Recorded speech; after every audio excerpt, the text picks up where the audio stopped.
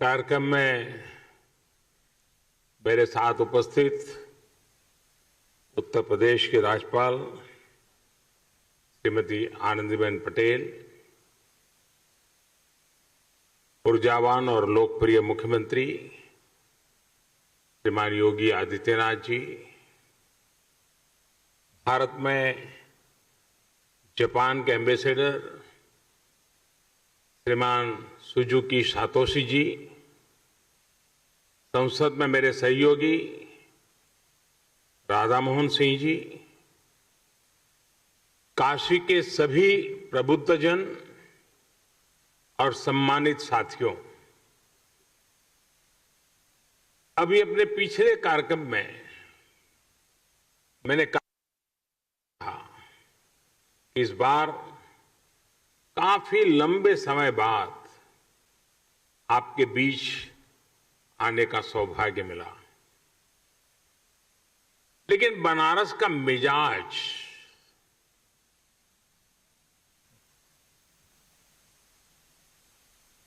मिजाज ऐसा है कि अरसा भले ही लंबा हो जाए, लेकिन ये शहर जब मिलता है तो भरपूर रस एक साथ ही भर करके दे देता है।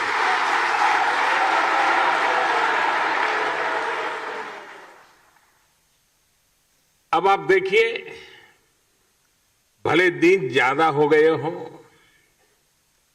लेकिन जब काशी ने बुलाया तो बनारस वासियों ने एक साथ इतने विकास कामों की झड़ी लगा दी।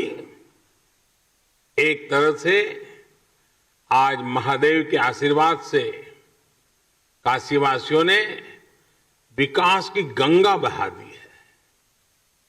आज ही सैकड़ों करोड़ की अनेक योजनाओं का लोकार्पण और शिलान्यास हुआ, और अब ये रुद्राक्ष कन्वेंशन सेंटर,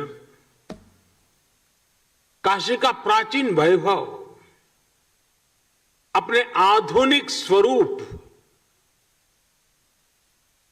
यानी एक प्रकार से आधुनिक स्वरूप में अस्तित्व में आ रहा है।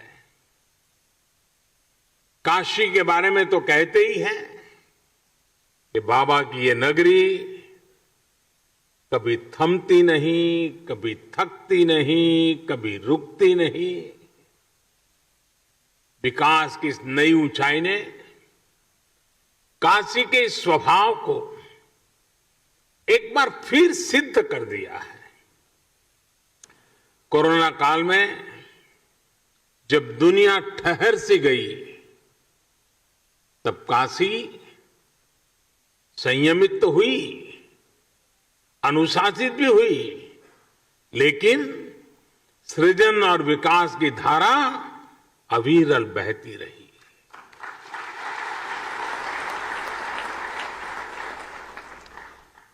काशी के विकास के ये आयाम, ये international cooperation and convention centre Rudraksh आज इसी रचनात्मकता का, इसी गतिशीलता का परिणाम है। मैं आप सभी को, काशी के हर एक जन को इस उपलब्धि के लिए हार्दिक बधाई देता हूं।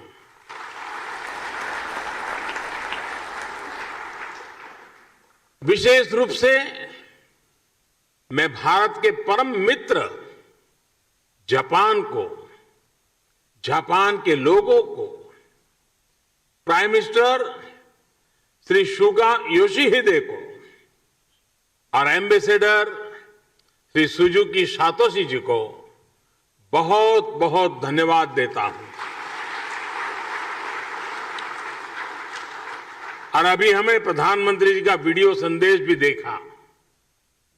उनके आत्मीय प्रयासों से काशी को ये उपहार मिला है। प्राइम मिनिस्टर श्री सुगा योशिहिदे उस समय चीफ कैबिनेट सेक्रेटरी थे।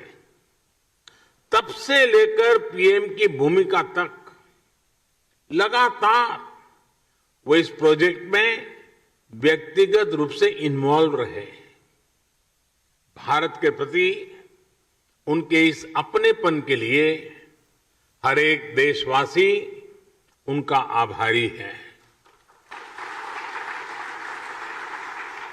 साथियों, आज के इस आयोजन में एक और व्यक्ति है जिनका नाम लेना मैं भूल नहीं सकता। जापान के ही मेरे एक और मित्र शिंजो आबे जी।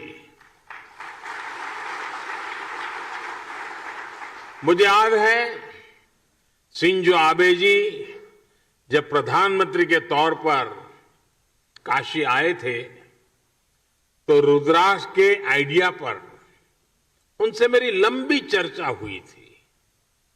उन्होंने तुरंत ही अपने अधिकारियों से इस आइडिया पर काम करने को कहा। इसके बाद जापान का जो कल्चर है, उनका गुण है, चर परिचित, उनकी विशेषता है परफेक्शन और प्लानिंग। इसके साथ इस पर काम शुरू हुआ और आज ये भव्य इमारत काशी की शोभा बढ़ा रही है।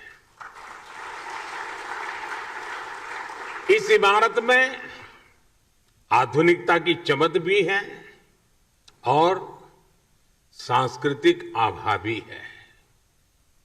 इसमें भारत जापान रिश्तों का कनेक्ट भी है और भविष्य के लिए अनेकों संभावनाओं का स्कोप भी है।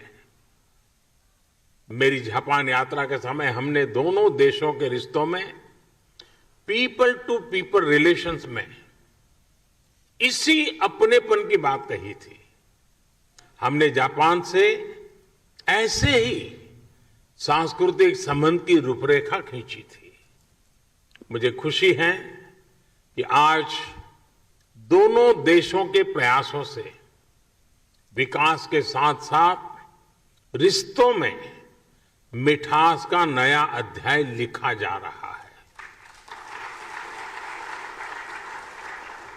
काशी के रुद्राक्ष की तरह ही अभी कुछ हफ्ते पहले ही गुजरात में भी जापानी जैन गार्डन और काइजेन एकेडमी का भी लोकार्पण हुआ था। जैसे ये रुद्राक्ष जापान की ओर से भारत को दी गई प्रेम की माला की तरह है, वैसे ही जैन गार्डन भी दोनों देशों के आपसी प्रेम की सुगंध फैला रहा है।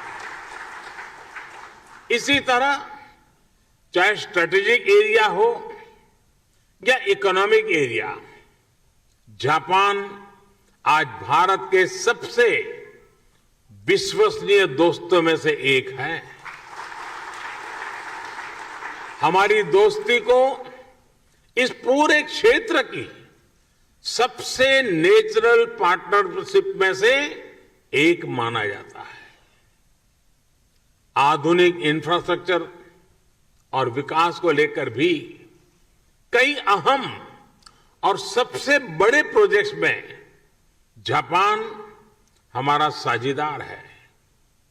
Mumbai Ahmedabad high speed rail हो, दिल्ली मुंबई इंडस्ट्रियल कॉरिडोर हो या डेडिकेटेड फ्रेट कॉरिडोर हो, जापान के सहयोग से बन रहे ये प्रोजेक्ट न्यू इंडिया की ताकत बनने वाले हैं। साथियों, भारत और जापान की सोच है कि हमारा विकास हमारे उल्लास के साथ जुड़ा होना चाहिए। ये विकास सर्वमुखी होना चाहिए, सबके लिए होना चाहिए और सबको जोड़ने वाला होना चाहिए। हमारे पुराणों में कहा गया है, तत्र अश्रु बिंदु तो जाता महारुद्राक्ष प्रक्षकाः मम आज्ञया महासेन सर्वेषाम हित काम्या, अर्थात सबके हित के लिए सबके कल्याण के लिए भगवान शिव की आंख से गिरी अश्रु बूंद के रूप में रुद्राक्ष प्रकट हुआ। शिव तो सबके हैं, उनकी अश्रु बूंद मानव मात्र के लिए स्नेह का, प्रेम का प्रतीक ही तो है। इसी तरह ये इंटरनेशनल कन्वेंशन सेंटर रुद्राक्ष भी पूरी दुनिया को आपसी प्रेम, कला और संस्कृति के जरिए जोड़ने का एक माध्यम बनेगा। और काशी का तो बात ही क्या, काशी तो वैसे भी दुनिया का शिव से लेकर सारनाथ में भगवान बुद्ध तक काशी ने अध्यात्म के साथ साथ कला और संस्कृति को सदियों से संजो कर रखा है। भी और ध्रुपद हो, धमार, कजरी, चैती, होरी जैसी बनारस की चर्चित और विख्यात गायन शैलियां हो, सारंगी और पखावज हो या शहनाई हो, मेरे बनारस के तो रोम रोम से गीत, संगीत और कला झरती है। यहां गंगा के घाटों पर कितनी ही कलाएं विकसित हुई हैं, ज्ञान शिखर तक पहुंचा है और मानवता से जुड़े कितने गंभीर चिंतन इस मिट्टी में हुए हैं। और इसलिए बनारस गीत संगीत का, धर्म अध्यात्म का, ज्ञान विज्ञान का एक बहुत बड़ा ग्लोबल सेंटर बन सकता है। साथियों, बौद्धिक विमर्शों के लिए, बड़ी सेमिनार्स और कल्चरल इवेंट्स के लिए बनारस अपने आप में एक आइडियल लोकेशन है। देश विदेश से लोग यहां आना चाहते हैं, यहां रुकना चाहते हैं। ऐसे में अगर यहां इसी तरह की इवेंट्स के लिए सुविधा मिलेगी, इंफ्रास्ट्रक्चर होगा, तो स्वाभाविक है बड़ी संख्या में कला जगत के लोग बनारस को प्राथमिकता देंगे। रुद्राक्ष इन्हीं संभावनाओं को आने वाले दिनों में साकार करेगा। देश विदेश से कल्चरल एक्सचेंज का एक सेंटर बनेगा। उदाहरण के तौर पर बनारस में जो कवि सम्मेलन होते हैं, उनके फैन पूरे देश में और दुनिया में हैं। आने वाले समय में इन कवि सम्मेलनों को वैश्विक प्रारूप में इस सेंटर में आयोजित किया जा सकता है। यहां 1200 लोगों के बैठने की व्यवस्था के साथ सभागार और सम्मेलन केंद्र भी हैं, पार्किंग सुविधा भी है और दिव्यांगजन के लिए भी विशेष इंतजाम है। इसी तरह पिछले 6-7 सालों में बनारस के हैंडीक्राफ्ट और शिल्प को भी प्रमोट करने, मजबूत करने की दिशा में काफी काम हुआ है। इससे बनारसी सिल्क और बनारसी शिल्प को फिर से नई पहचान मिल रही है।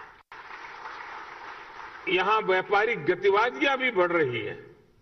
रुद्राक्ष इन गतिविधियों को भी बढ़ाने में मदद करेगा।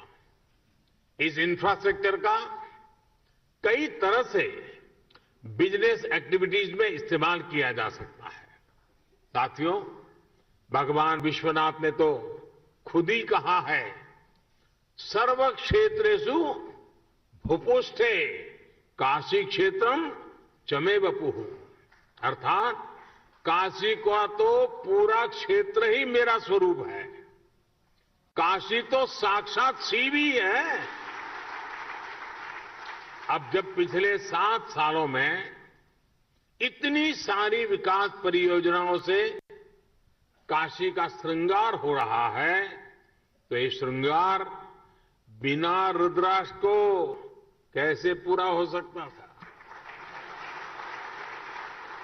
अब जब ये रुद्राक्ष काशी ने धारण कर लिया है तो काशी का विकास और ज्यादा चमकेगा और ज्यादा काशी की शोभा बढ़ेगी। अब ये काशी वासियों की जिम्मेदारी है।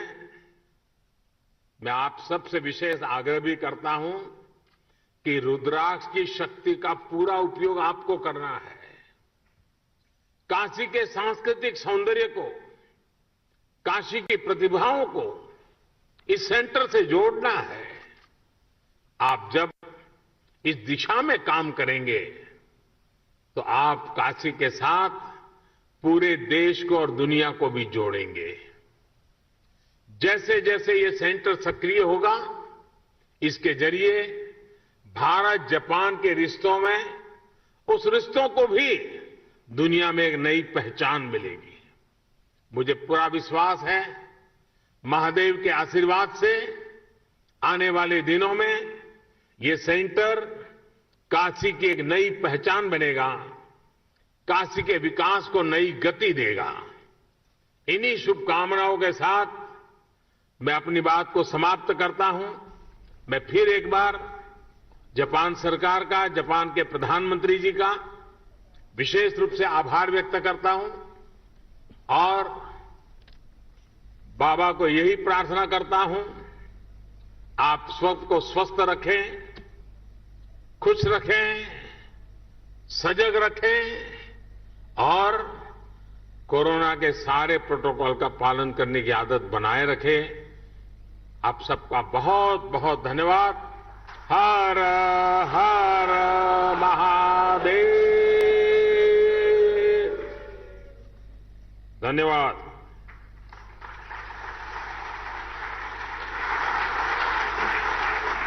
संबोधन समाप्त किया।